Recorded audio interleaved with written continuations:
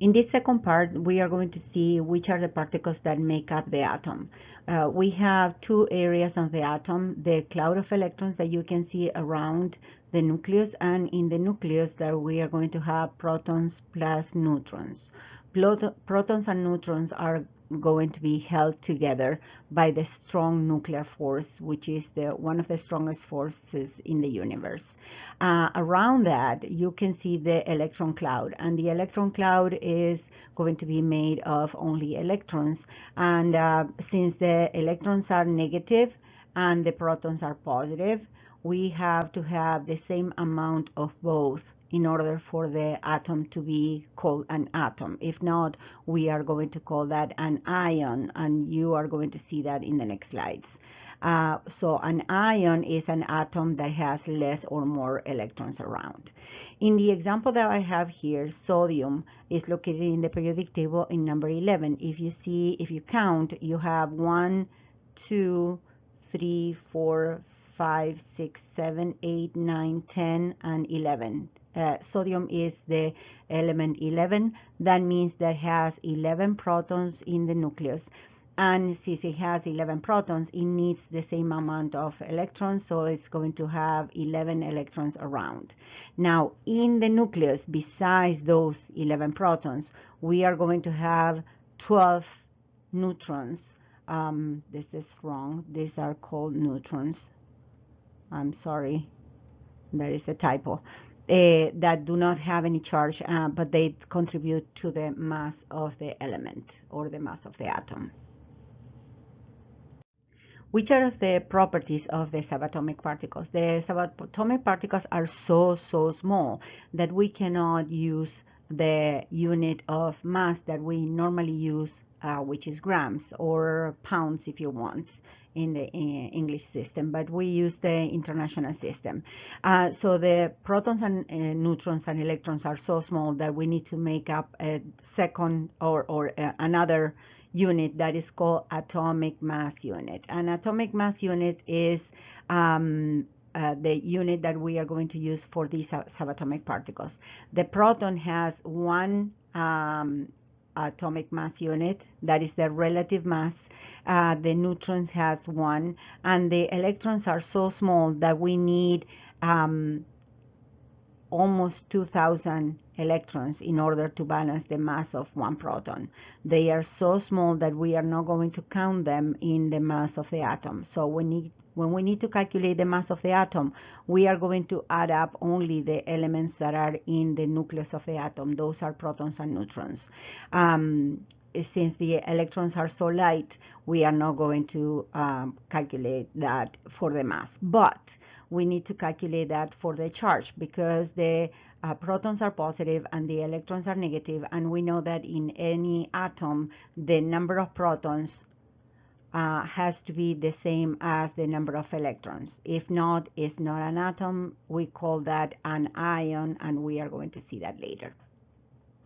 The charge of the neutrons is 0 or null because it doesn't have any charge.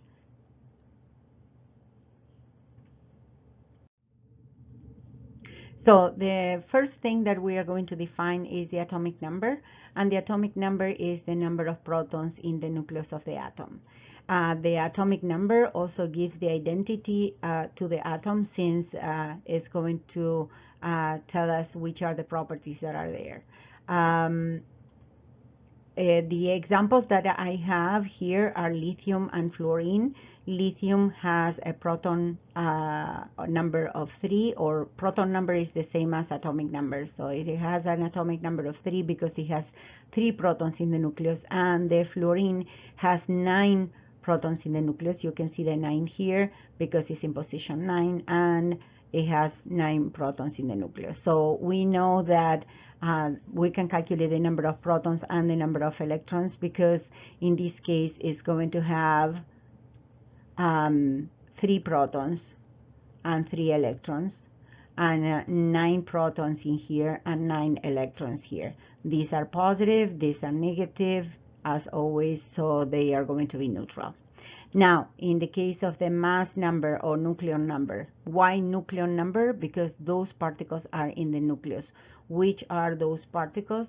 the particles are the protons and neutrons. So the mass number is going to appear also in the periodic table, and you can see them here at the bottom, and that depends on the periodic table. Sometimes they put it above, so we have to be careful and look at the many periodic tables at the top have like a key where it says which number represents what. Rule of thumb, the smallest number is always the protons alone, and the protons and neutrons they have to be the bigger number. So you have to be careful when you calculate the number of protons, neutrons, and electrons, because the biggest number, of course, is going to have both particles, the protons and neutrons. In this example, the lithium has 3 protons plus neutrons. So we have the lithium that has 7 in total, 7 protons plus neutrons, okay, both. And the fluorine is going to have 19 protons and neutrons, and that is the addition of both.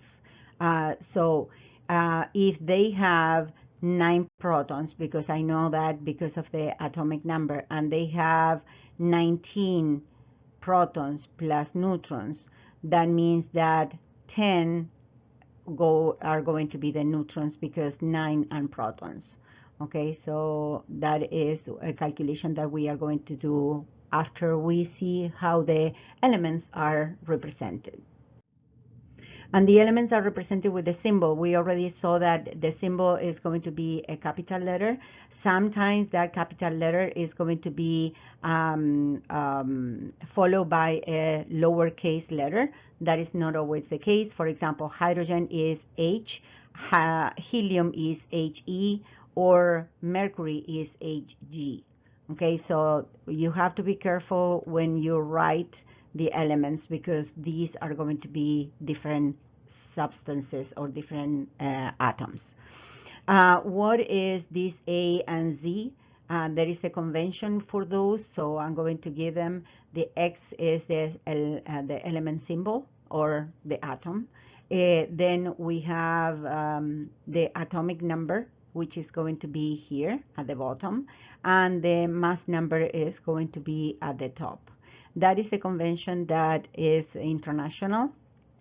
So let's say that in the atom of fluorine that we were seeing right now, this is going to be 19 and this is 9. So this is the mass number, this is the atomic number. If we subtract those numbers, we are going to have the number of neutrons, in this case 10. So it's very simple to calculate the number of neutrons. The only thing that you have to do is subtract the bigger number from the smaller number that appear in the periodic table. So, isotopes. What are isotopes? Well, it happens to be that some elements exist with the same number of protons, and we said that the protons give the identity to the atom. So these 3 elements, the one that is on the left, in the middle, and on the right, are going to be hydrogen, hydrogen, and hydrogen. Why? Because all of them have only 1 proton. And you can see here, 1 proton, 1 proton, 1 proton. And we said that that gives the identity to the atom. But the first one doesn't have any neutrons. The second one, and you can see it in yellow, it has 1 neutron. And the third one has 2 neutrons here. So that means that the atoms are going to belong to hydrogen, but they are going to be sometimes heavier. Those elements that belong to the same atom, but they are going to be heavier, those are going to be called isotopes. So do not get confused. The 3 of them are isotopes. It's not that these 2, the 2 and the 3 are isotopes of this one. The 3 are kind of flavors of the same element. Okay? So, in other words, isotopes are atoms of the same element because they have the same number of protons, but they are going to have different number of neutrons. You also can say that they are elements that have the same atomic number, because the atomic number, you can see that is the same. Remember that the atomic number is the one that is below, and different mass number. The mass number is going to be the one that appears here on the top, 1, 2, and 3. So I can calculate the number of neutrons here. If I subtract here, I have 0, and you can see that it doesn't have any neutrons. In this one, you have, if I subtract those numbers, I'm going to have 2 minus 1, which is 1. That's why it has 1 neutron, the one that is yellow. And in this one, we have 3 minus 1 equals 2. Those are going to be the 2 neutrons that we have for the hydrogen. In the particular case of the hydrogen, we have different names for the different flavors that we have for the atom. I'm going to erase all these things so you don't get confused. The one that we know as hydrogen is the one that doesn't have any neutrons. So in other words, if I talk about hydrogen, most of the time I'm talking about these elements. This one is called deuterium, and this is called tritium. And don't freak out, because first of all, you don't need to remember those names. And second of all, those numbers or those names are not going to appear in your test, okay? The only thing that you need to remember is that there are different flavors for the same atoms. For example, in this case, I have lithium, and lithium has 3 different flavors also, lithium 6, lithium 7, and lithium 8. I can write it like that, or I can say lithium dash 6. That means that is a lithium with a mass of 6, or lithium 7 with a dash, or lithium 8. Now, if I need to calculate the number of protons, neutrons, and electrons here, it's very simple. The protons are 3, the electrons are 3, and the neutrons are going to be 6 minus 3, which is also 3 in this case, okay? But in the same way, we can calculate the number of protons, neutrons, and electrons of those elements. Maybe now it makes sense when I say carbon 14. Carbon 14 is one of the isotopes of carbon. You can see that in the periodic table, you have 2 numbers for the carbon. Carbon has a 6 and a 12 only. Okay, and we are going to see that later, but carbon 14 is one of the isotopes of carbon that is very, very rare to find it. So that's why most of the time we talk about the carbon 14, the carbon 12. Now, we are going to calculate number of protons, neutrons, and electrons. So let's take, for example, the aluminum here. The symbol is Al. If you look in the periodic table, because of course I'm not going to ask you to remember those numbers by heart, the atomic number is 13. So if I have 13, this number here is the mass number. Do you remember that I said that that is the other convention? This is the way that I wrote the aluminum here is the same as putting aluminum 13 and 27. Okay, I'm sorry because of the mess. Okay, but you understand that this 27 refers to the mass number. So the mass number is going to be 27. So number of protons. Well, number of protons is the same as the atomic number. So it's going to be 13. Number of electrons. These are all atoms. So number of protons and number of electrons are going to be the same, 13. And number of neutrons, of course, is going to be the mass number, which is A, and the atomic number, which is Z. So I'm going to put here A minus Z, which is in this case 27 minus 13, which is 14. Okay, in the same way, you can fill out all the elements here. Now we are going to do the carbon 14 and carbon 12, so you have an idea. The symbol is going to be carbon. I'm going to put 14 at the top, or carbon 12. These are the 2 conventions. In any of these are correct. Which is the atomic number? It's carbon. It cannot be other thing than 6, because we have only 1 carbon in the periodic table. Which is the mass number? The mass number in here is 14, so I'm going to put 14. And in here is 12, so I'm going to put 12. Now, the atomic number is the number of protons in the nucleus. So this number is going to appear also here and here. And you can see that the number of protons are the same, and the number of electrons are going to be 6 and 6 as well, because the number of protons and electrons have to be the same. Now, the difference is here in the number of neutrons. Why? Because I have 14 minus 6. 14 minus 6, which is A minus Z. The 6 goes here. 14 minus 6 is 8, and 12 minus 6. 12 minus 6 is going to be 6. So the only difference that we have between carbon 14 and carbon 12 are the number of neutrons that are in the nucleus. The number of electrons and protons are going to be the same. Some elements are not stable as they are in nature. So they are going to try to get the configuration of the noble gases. The noble gases, if you remember, are the elements that are here. Yes, in this column here are the noble gases. So the elements are going to try to lose electrons or gain electrons in order to get the configuration of a noble gas. What is the configuration of a noble gas? Having the same layer of electrons of a noble gas. In the case of the lithium, there are two noble gases that are next to it, this one and this one. The lithium, in order to get to helium, helium has only 2 electrons. Do you see that is in position number 2? So that means that it's going to lose this electron, or it can gain 7 electrons more because it has only 1, and neon, which is here, has 8 electrons in this level. So it's going to be much easier for the lithium to lose this electron instead of gaining 7. So what is going to happen is that the lithium nucleus is going to stay exactly the same. Okay, so the lithium nucleus stays exactly the same. Number of protons and neutrons do not change ever. And the only thing that is going to change is these electrons in the last level are going to be lost. So what we are going to have is the following thing. If this electron leaves, the shell that used to be with 1 electron around is not going to be there anymore because the electron left. So I'm going to have this extra electron that is not there anymore. So how many protons I'm going to have here? Protons are going to be 3 because the nucleus didn't change. The electrons are going to be 2. So we know that the protons are positive and the electrons are negative. So plus 3 because 3 protons are here, minus 2 because the electrons are only 2, are going to give me a charge of plus 1.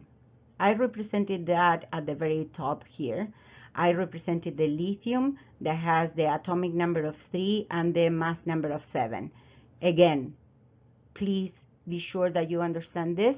The number of protons in the nucleus and the number of neutrons do not change in a regular chemical equation, or in this case is an ionization equation, because the element becomes what we call an ion. Okay, so this is the lithium atom. This is the lithium ion. It's the same element, but it has a charge, in this case plus 1. So let's analyze what happens here. I have the lithium atom. Let's erase all these things so you don't get confused again. Okay, so what do we have here? We have the lithium, and the lithium has 3 protons because it's in position number 3 in the periodic table. 4 neutrons because the mass is 7. 7 minus 3 is 4. And the electrons are 3 because we are talking about the atom. There is no charge here. Okay, so I put it in gray so you can remember that if there is a charge, we are going to put it here. If there is a number of atoms, we put it at the bottom right. But in this case, neither of them are necessary. Now, what happens here? When the lithium loses an electron, the electron leaves, okay? And what is left? The lithium with 3 protons, the same as always, 4 neutrons, but now instead of 3 electrons is going to become with 2 electrons because one of them left. Yes, so which is going to be the charge? Plus 3 minus 2 equals to plus 1. Compare with the one before, plus 3 minus 3 equals to no charge. Okay, so what are we going to do in order to know what happens? Well, most of the time the elements that have less than 4 electrons in the last level are going to lose those electrons. And that is the case of the elements in groups 1, 2, and 3. So if the elements are located in these areas, I'm going to show you. If the element is located in this group, or this group, or this group, they are going to lose electrons. How many electrons? 1 electron, 2 electrons, or 3 electrons, depending on what they are. I made a mess here. This is 1 electrons, 2 electrons, or 3 electrons, because those are the electrons that have in the last level. We are going to do many exercises about that. This is going to take some months for you to understand that completely, but this is the basics. Okay, we said that the electrons, if they are located in the first groups of the periodic table, 1, 2, or 3 here, they are going to lose electrons. What happens when the electrons are in this zone of the periodic table? They are going to try to gain electrons. Why is that? Look at the fluorine. The fluorine has 2 electrons in the first level and 1, 2, 3, 4, 5, 6, and 7 in the second level. How do I know that? Because in here I have only 2 elements. That means that it can have 1 electron or 2 electrons. And then I have here 1, 2, 3, 4, 5, 6, and 7. This is the position of fluorine. So that means that it has 7 electrons in the last level. Now, how many protons, neutrons, and electrons it has? The number of protons is going to be given by the atomic number. The number of neutrons is going to be given by 19 minus 9, which is 10, and this number is the number of neutrons. The number of electrons, because we are talking about an atom and we can see that there is no charge here, we are going to call that, we're going to count that as the same number of protons. Now, what happens here? The fluorine can, again, he wants to kind of dress up like a noble gas. What can happen here? The fluorine can lose all these electrons in the last level to have the first layer with 2 electrons, which is going to require a lot of energy, or to get the electron that is missing here. Look at, they are in pairs, 2, 4, 6, and this one is not paired. He wants to be with another electron. So it's going to take an electron from wherever, it doesn't matter from where the electron comes from, and it's going to what we call complete the octet. The octet is because it has 8 electrons in the last level, and most of the atoms that form ions are going to some kind complete the octet by losing or gaining electrons, with the exception of those 3 elements at the beginning that are going to get the configuration of the helium, which has 2 only. Now, how do we calculate the number of protons, neutrons, and electrons if I have this? Well, the number of protons, the same as always, is going to be the atomic number. The number of neutrons, 19 minus 9 is 10. This number is going to be the number of neutrons. And what about the electrons? Well, the electrons are going to be the same as before, yes, but one of them left. How do one of them came into the atom. How do I know that came into the atom? Because I have a negative charge. So what I'm going to do is I'm going to try to see if I can work out the number of electrons. I know that protons minus electrons is going to give me the charge. I have my charge equals to -1 because I can see it here. It's -1. So, sorry. So if it's -1 and the protons are +9, the electrons have to be -10. So I have 10 electrons. Okay, it's just math. Protons minus electrons gives me the charge always. If you look at that, you are not going to have any problem. Okay, so what we are going to do is to calculate the number of protons, neutrons, and electrons for the following species. And you see that these are the same as the atoms, but they are charged. Some of them are positive, some of them are negative. I put 3 and 3 so we can calculate both of all of them. And at the very bottom here, you have the atomic numbers values, so you can make your calculations. What does that mean? that we have for copper, the mass number that is 64, that is the number that appears here, and the Z is going to be 29 because I gave it to you. Okay, so protons are going to be 29. The neutrons are going to be 64 minus 29, which I think they are 35. And then the electrons are going to be the protons minus electrons equals to the charge, which is +1. That means that if these are 29 minus the amount of electrons, it's going to be 28. Is going to be +1. So the number of electrons are 28. So I'm going to erase this one here, and for this one I'm showing you how I did it. Okay, so if the charge is positive, that means that I have as many protons more than I have electrons. So in this case, if the number of protons is 29 and I have one positive charge, that means that I'm going to have 28 electrons. So 29 minus 28 gives me exactly +1. Good. We are going to do the second one. The second one is sulfur. Sulfur has the mass number equals to 32 because I give it to you, and the atomic number is 16. That comes from the periodic table, both numbers. That means that protons are 16. The neutrons are, in this case, 16 because it's 32 minus 16 is 16. So it's going to be 16 again. And the electrons, be careful with that, is -2. That means that I have 2 more electrons than protons. I have proton 16. They have to be 18. Okay? So be careful with that. If the charge is negative, we have more electrons. If they have the charge positive, we have less electrons. Okay, so I'm going to give you this right now. I have aluminum. Let's do it with another color so it's not so dark. The aluminum has a mass number of 27 and atomic number of 13 because I give it to you here. Okay, so the protons are 13.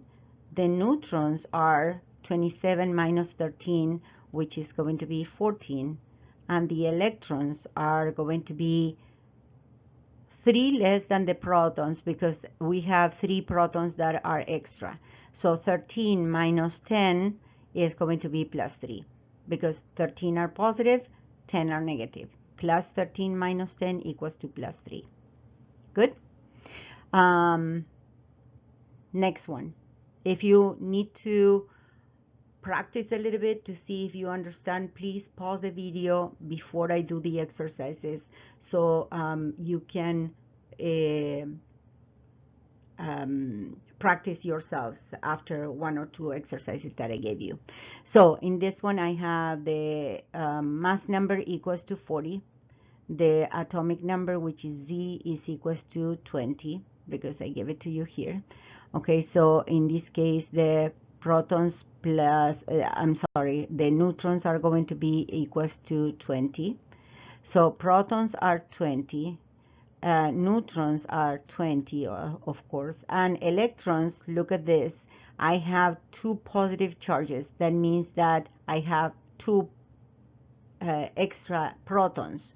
So I cannot change the protons because we said that the nucleus never changes. So I need to have 18 electrons. Good. Now let's do the other one. In this one here, I'm going to have oxygen. Oxygen is not 8. I'm sorry. Oxygen is 16. That was my mistake. Okay, so the atomic mass is, or mass number is going to be 16. The atomic number is 8. So 16 minus 8, the number of neutrons are going to be 8. Protons then are 8. Neutrons are 8. and electrons are, look at this, 2 negative extra charges, so 2 extra electrons. So if protons are 8, the electrons have to be 10. And the last one is phosphorus. Phosphorus A is 31 and Z is equals to 15. So 16 are going to be the neutrons, no? So protons are going to be 15. That is the atomic number. The neutrons are going to be 16. And the electrons, be careful with this, the electrons are going to be 15 plus 3 extras. So it's going to be 18 again. Now look at these numbers here. 18, let me show you with this. I have 18 here, I have 18 here, I have 18 here. Why is that? Because if you look in the periodic table, you're going to see that sulfur, phosphorus, and calcium, they are going to gain or lose electrons to get to the same configuration of the noble gas that has 18 electrons around, which is going to be, I think, argon. I'm pretty sure that is argon. Okay, but we are going to see that in this case is 10 and 10. That is the electronic configuration of neon, okay, or the amount of electrons that neon has. And in the case of the transition metals, this is not the rule. So if you have elements in the very close to the noble gases, we are going to have the configuration of a noble gas. In the case of the transition metals, it's not the same. But we are going to see that very much advanced in the course. Okay, in this next slide, and I think it's the last one, we are going to see how to calculate all the protons, neutrons, and electrons and a charge. But instead of doing one exercise at a time, we're going to do it in a table. So it's going to be a little bit faster. You should be able to do it with no problem. So let's see what happens here. I have phosphorus. I can work with the periodic table all the time. So Z, which is the atomic number, is going to be 15. Remember that number 15 is going to be the number of protons in the nucleus, and is the lower number in the periodic table. Do not look for A in the periodic table. The A in the periodic table is going to be given by me. Well, in this case, I have Z, which is the same as the number of protons, so I have to repeat that number here. 15 and 15. 15 protons and 16 neutrons gives me a total of 31 protons and neutrons in the nucleus, which is the mass number. Okay, now the problem is the amount of electrons. I have 15 protons here, yes, and I need an amount of electrons that are going to give me a difference of -3. That means that I have 3 extra electrons, so it's going to be 18. Yes. So, and I think this element was resolved in the slide just below, so before. So I don't think you should have a problem with that. Now, this one here, number 8. Number 8 is the atomic number 12. If you look in the periodic table, that is magnesium. Okay. Oh, one thing that I forgot to put here. You need to put the symbol with the charge. In this case, it's going to be 3 negative. And magnesium, in this case, we're going to see if it has any charge. So magnesium has 12 protons in the nucleus because the atomic number is 12. So it has 12 protons. I know because they give me that it has 12 neutrons plus 12 protons is going to be 24. And then I have 10 electrons. So 12 positive charges minus 10 negative charges is equals to +2, and that is the 2 plus that I put in the magnesium. And actually the right way of doing this is put the number first and the charge later. Some books put it backwards because in old school, when I learned this a long time ago, we used to put +2 instead of 2 plus, but that is a convention. If you put 2 plus or +2, I'm not going to mark it wrong. Okay, so you can complete all the rest of the table and get back to me if you have any problems.